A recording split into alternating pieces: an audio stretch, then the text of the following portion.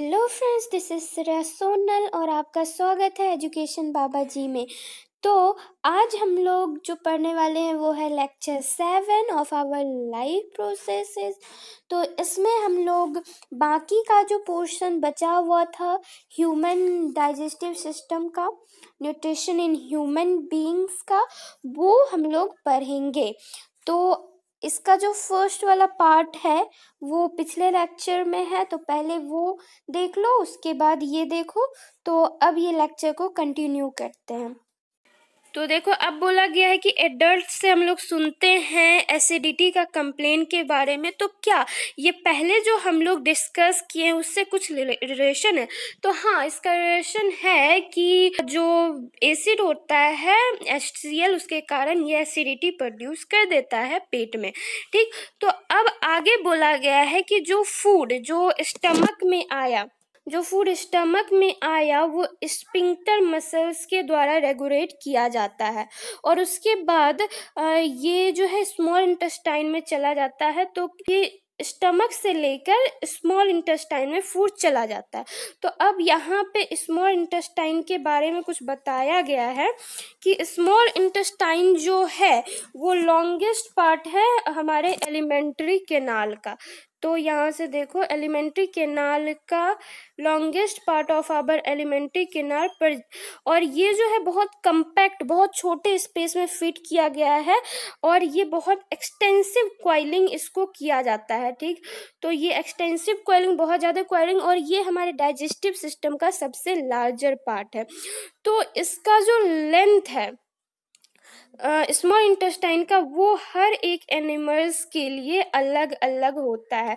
ये उसके जो फूड वो खाते हैं उस पर डिपेंड करता है। जैसे कि हार्निवोरस है, हार्निवोरस सेल्यूलोज को डाइजेस्ट करता है। सेल्यूलोज को डाइजेस्ट करना हार्ड है, इसलिए इसका लॉन्गर स्मॉल इंटेस्टाइन होता है। वही मीट जो है वो इजीली डाइजेस्ट हो जाता है, इसलिए कार्निवोर्स का जो है वो शॉर्टर स्मॉल इंटेस्टाइन होता है। तो देखो, आगे बताया गया है कि स्मॉल इंटेस्टाइन जो होता है वो साइट होता है कंप्लीट डाइजेशन का। यहाँ पे कंप्लीट डाइजेशन हो जाता है कार्बोहाइड्रेट, प्रोटीन और फैट का। ठीक, तो यहाँ पे ये जो है स्मॉल इंटेस्टाइन वो कुछ एंजाइम्स लेता है लीवर और पेनक्रियाज से। इसमें जो फूड आता है स्टमक से स्मॉल इंटेस्टाइन में, तो वो एसिड नेचर का होता है। इसको अल्कलाइन में कन्वर्ट करना होता है, जिसके लिए हम लोग को पेनक्रिएटिक एंजाइम्स चाहिए। पेनक्रिएटिक एंजाइम्स जो है वो एसिड को अल्कलाइन में कन्वर्ट कर देता है। अब बाइल जूस जो होता है, जो कि रिवर से आता है, ये फैट पर एक्ट करता है। ठीक, तो हमारे इंटेस्टाइन में जो फैट होता है वो बहुत बड़ा बड़ा ग्लोब्यूल्स के फॉर्म में रहता है, और वो बड़े बड़े ग्लोब्यूल्स पर एंजाइम्स को एक्ट करना डिफिकल्ट होता है। तो एंजाइम्स के एक्ट को इजीली करवाने के लिए बाइल साल्ट जो होता है वो उसको ब्रेक कर देता है स्मॉल ग्लोब्यूल्स में, ताकि उसका एंजाइम्स का एक्शन का एफिशिएंसी बढ़ जाए। ठीक, ये सिमिलर है emulsifying action of the soap.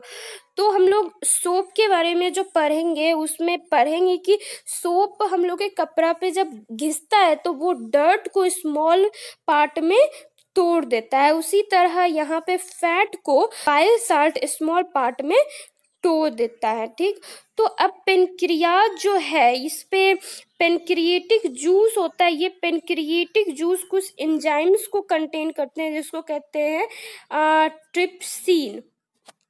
Trypsin जो होता है वो प्रोटीन डाइजेस्टिव एंजाइम्स है, और लाइपेज जो होता है वो इमल्सिफाइड फैट को ब्रेक करता है। ठीक, तो अब जो स्मॉल इंटेस्टाइन है वो कुछ ग्लैंड को कंटेन करता है, जो कि इंटेस्टाइनल जूस सिक्रेट करता है।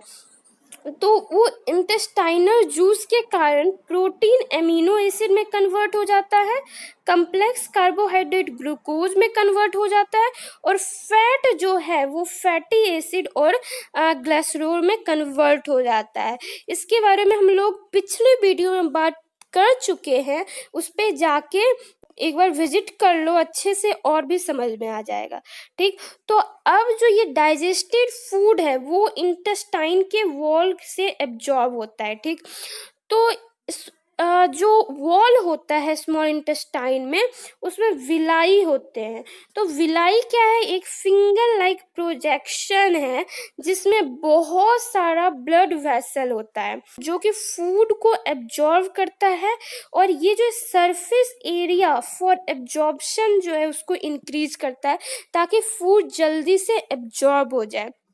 तो इसमें जो है बहुत सारा ब्लड वेसल होता है जिसके कारण जो हमारा फूड में जो एनर्जी है वो every cell of the body को जाए, सारे बॉडी को यूटिलाइज हो और हम लोग एनर्जी को अच्छे से यूटिलाइज कर पाए, न्यू टिश्यू का फॉर्मेशन हो, जो ओल्ड टिश्यू है जो खराब हो चुका है उसको अच्छे से रिपेयर करे।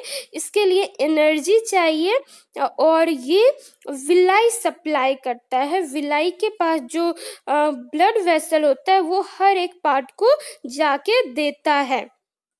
तो अब जो अनअब्जर्व्ड फूड है जो बच गया है, वेस्ट मटेरियल, उसको लार्ज इंटेस्टाइन में भेज दिया जाता है। तो लार्ज इंटेस्टाइन के पास भी कुछ भिलाई होते हैं जो कि एक्सेस ऑफ वाटर, जो वाटर है उसको एब्जॉर्व कर लेते हैं मटेरियल से, और जो मटेरियल वेस्ट बच गया जो जिसका कोई काम नहीं हुआ उसको रिमूव कर दिया जाता है एनस से। ठीक, एनस से रिमूव कर दिया जाता है, और ये जो एग्जिट ऑफ वेस्ट मटेरियल होता है तो ये exit of material anal sphincters के द्वारा रेगुलेट किया जाता है।